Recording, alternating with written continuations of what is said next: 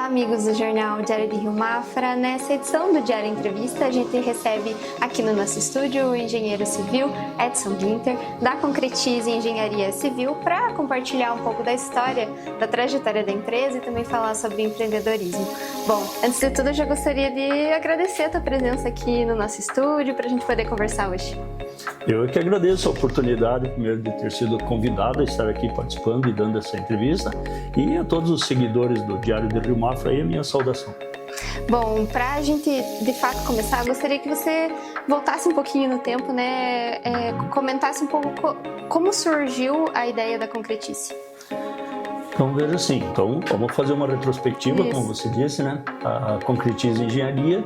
Então, lógico, é um desenvolvimento, uma continuidade de uma atividade profissional, que é a minha atividade de engenheiro civil. Então, eu me formei lá em 1986. Em 80, trabalhei em Joinville, trabalhei em Jaraguá do Sul, e daí em 88 eu resolvi voltar para Mafra, porque aqui era a minha raiz, meus familiares aqui, acabei voltando para cá. E ali começou a ideia, então, de a gente constituir uma empresa. Inicialmente, eu abri uma fábrica de pré-moldados, já com o nome de Concretize Engenharia, isso lá em 1992. Tá? Então, constituí a empresa, vai fazer 35 anos de empresa no ano que vem. E comecei, então, inicialmente com essas casas pré-moldadas e também atuando no ramo da construção civil como engenheiro autônomo. Elaborando projetos, assumindo responsabilidade técnica sobre a execução de obras.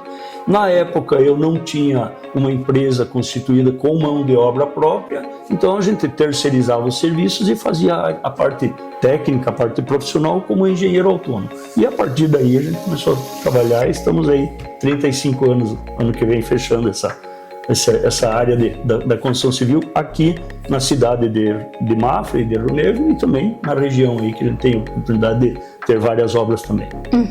Bom, nessa trajetória, né, de 3 décadas, né, a gente pode ver que aconteceram muitas mudanças, né, tanto no nosso estilo de vida quanto na forma de ter uma empresa. Enfim, eu gostaria que você comentasse um pouco como vocês percebem e também foram se adaptando a essas mudanças. Então, lá em 86, em 90, em 92, quando a gente constituiu, lógico que a ideia era sempre ter uma empresa sólida, uma empresa bem estruturada. Por quê? Porque o ramo da construção civil, ele requer isso.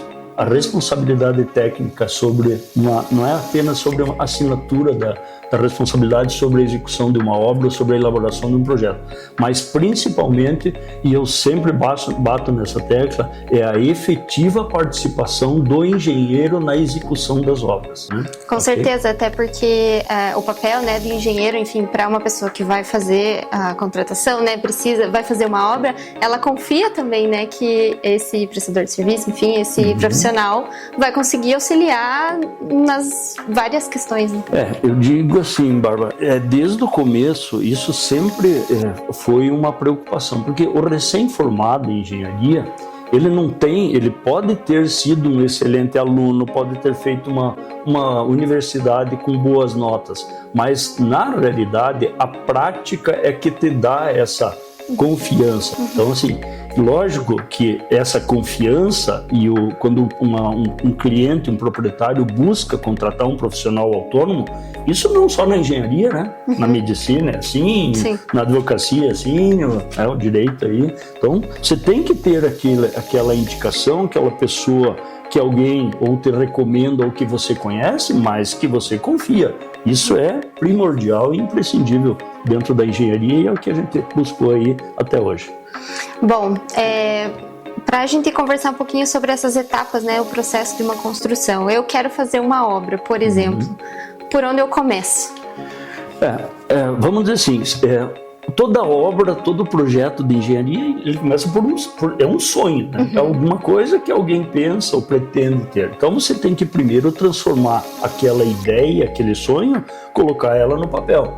Você não precisa definir um projeto executivo no primeiro momento, mas pelo menos essa conversa com um profissional habilitado, ela é importante no início da obra, sabe? Por que isso? Porque onde você vai construir, existem vários fatores que vão influenciar na qualidade da execução daquela obra.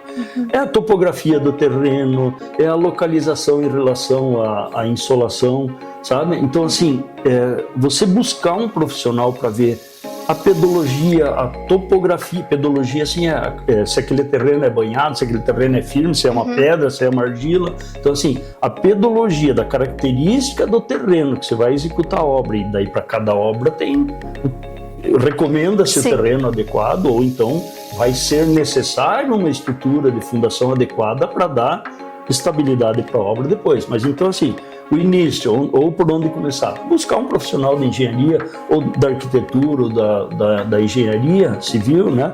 Para quê? Para você elaborar um anteprojeto inicial. Imprescindível fazer um pré-orçamento. Isso é uma coisa assim que as pessoas têm que entender. Eu tenho dinheiro guardado, eu vou fazer uma casa, eu vou construir um imóvel lá. Mas quanto vai custar esse imóvel? Você já fez uma estimativa de valores? Porque, eu vou te dizer, e experiência aí dos 40 anos, a pior coisa que tem é você começar uma obra, daí vai lá, é bonito fazer fundação, levantar parede, levantou a estrutura de cobertura, cobriu, e daí o proprietário chega lá, infelizmente, acabou o dinheiro e eu não tenho mais como concluir a obra.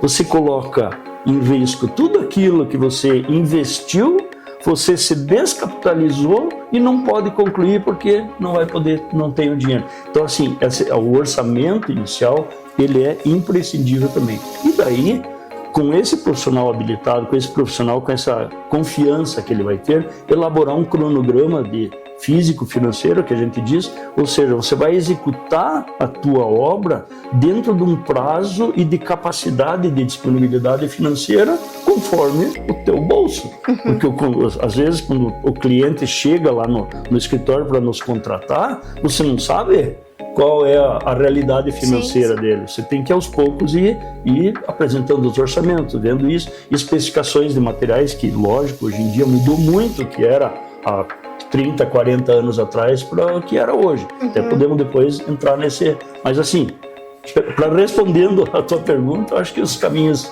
seriam esses aí.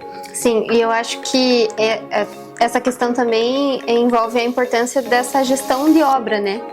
Isso.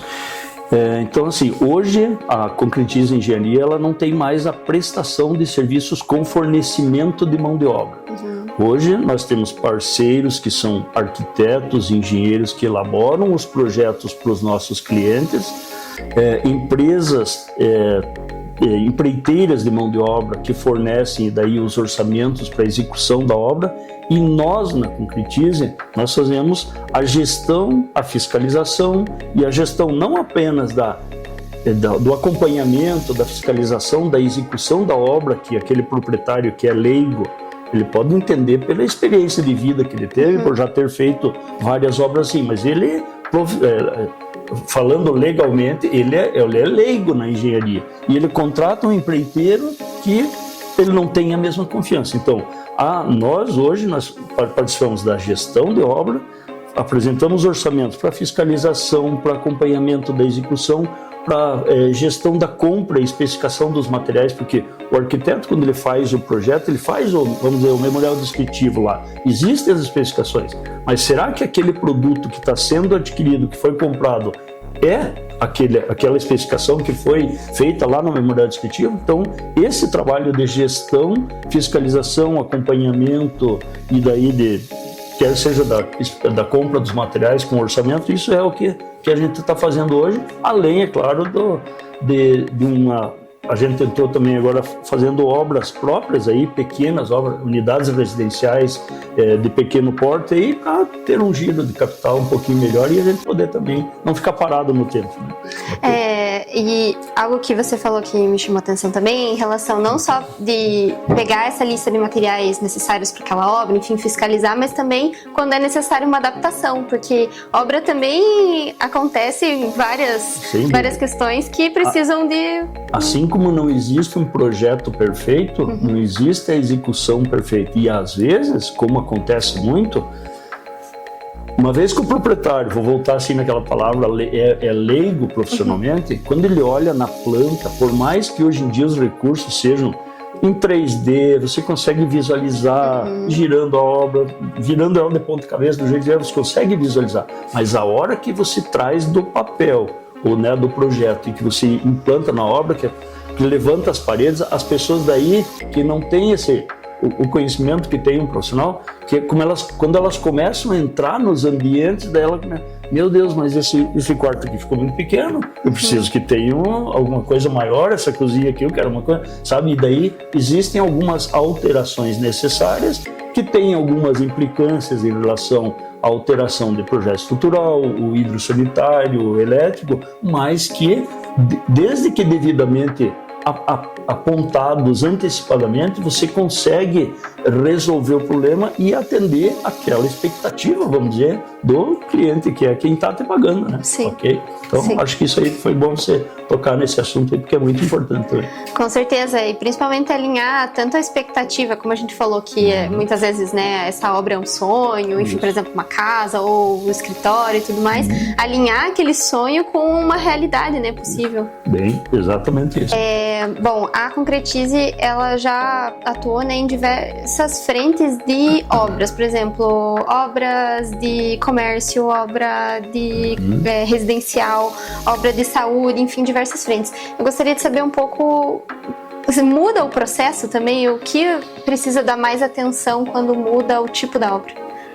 Eu diria assim, a responsabilidade é a mesma, porém, lógico, o comprometimento que você tem com aquele tipo de obra, vamos pegar um exemplo, eu fiz o edifício Torre do Sol, são 10 apartamentos com cobertura, então lógico, aquele tipo de definição de estrutura de fundação, com estacas de 14, 15 metros cravadas, são características específicas de um edifício residencial, comercial, industrial, que seja. Então aquela é uma obra que requer um comprometimento maior do engenheiro no acompanhamento, não simplesmente largar a equipe lá e deixar por conta deles. Então essa é a função, função principal do engenheiro aí numa atividade dessa. Lógico, quando daí você pega um barracão pré-moldado, que você faz a estrutura pré-moldada, monta ela, mas os serviços complementares, fechamento de parede, concretagem de piso, instalações elétricas, hidrossanitário,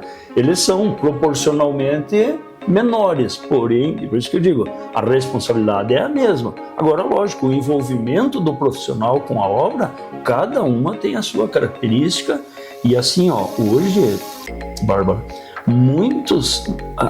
os materiais que a gente utiliza nas obras hoje são muito diferentes dos materiais que existiam antigamente. Antigamente, que eu digo, há 30, 40 anos atrás. Sim.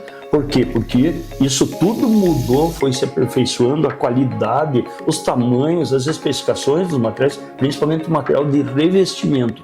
Mudou muito a característica, sabe? O tipo de estrutura também, hoje, se você vai fazer um wood frame, um steel frame, ou fazer uma alvenaria convencional, como é que a gente normalmente fazia, isso tem que ter, além de um conhecimento do profissional que está executando, está especificando no projeto aquilo, das pessoas que trabalham com essa equipe ali também. Eles têm que entender isso. E eu vou te dizer, desde 2019 nós tivemos uma rescisão coletiva do meu pessoal que trabalhava comigo, e eu posso dizer isso de público, eu falo sempre, o que mais me levou a decidir em fazer essa rescisão, ou não dar mais continuidade na execução das obras da Concretize com mão de obra própria, sabe qual foi? A falta de interesse do pessoal em querer se qualificar.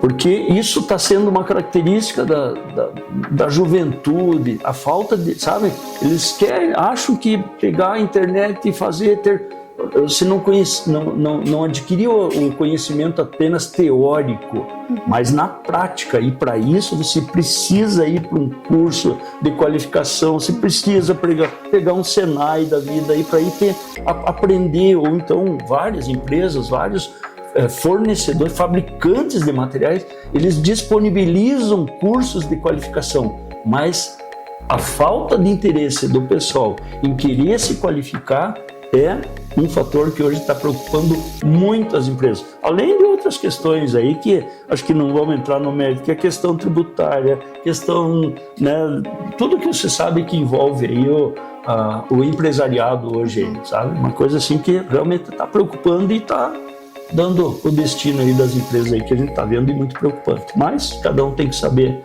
resolver da melhor forma possível.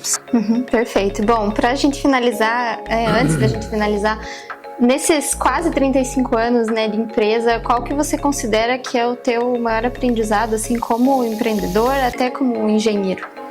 Primeiro, o reconhecimento, né? Você saber reconhecer as pessoas que estão ao teu lado. Independente se são as pessoas que estão na parte administrativa da empresa ou a tua família que está te dando aquele apoio que é imprescindível também, porque sabe que hoje em dia você abraçar a causa do empreendedorismo, é muito difícil, você tem que ter perseverança, né?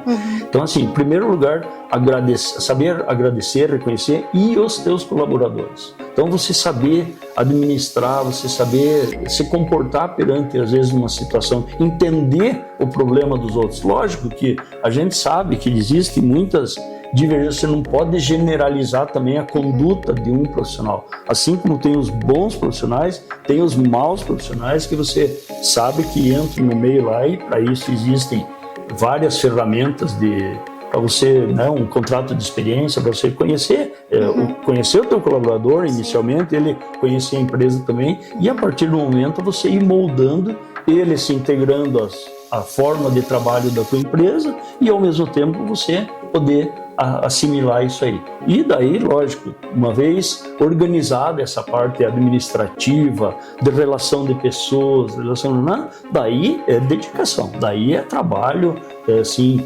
exemplos que a gente tem de obras assim, que deram muita dor de cabeça, entre aspas, assim, mas que com perseverança, com afinco e com muito trabalho aí a gente acabou.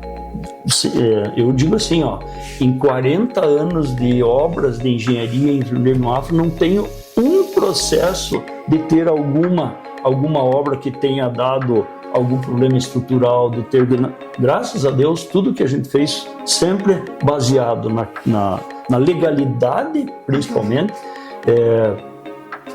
Acho assim até que devo citar, todo empresário ele tem que ter em primeiro lugar, e foi uma conduta que a gente teve, em primeiro lugar ele tem que garantir a folha de pagamento do pessoal no final do mês, porque assim como ele precisa de receita, a família do teu colaborador, a pessoa precisa daquele pagamento. Então a folha de pagamento ela é sagrada, final do mês, chegou o quinto dia útil lá, tem que estar na conta dele, não é na conta de um outro e ia ficar arrumando desculpa.